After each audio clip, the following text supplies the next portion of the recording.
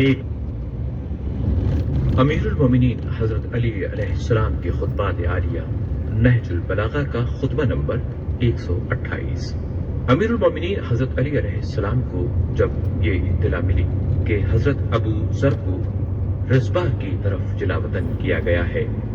تو آپ نے انہیں طلب کیا اور ان سے خطاب فرمایا۔ اپنے اس خطبے میں امیر علیہ السلام ارشاد فرماتے ہیں، اے ابو ذر،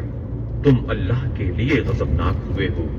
تو پھر جس کی خاطر یہ تمام غم و غصہ ہے اسی سے امید بھی رکھو۔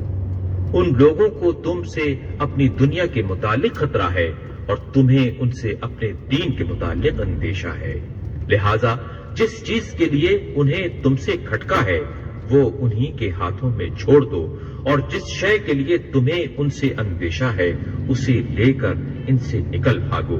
جس چیز سے تم انہیں محروم کر کے جا رہے ہو، کاش کہ وہ سمجھتے کہ وہ اس کے کتنے حاجت مند ہیں، اور جس چیز کو انہوں نے تم سے روک لیا ہے اس سے تم بہت ہی بے نیاز ہو، اور جلد ہی تم جان لو گے کہ کل فائدے میں رہنے والا کون ہے اور کس پر حسد کرنے والے زیادہ ہیں۔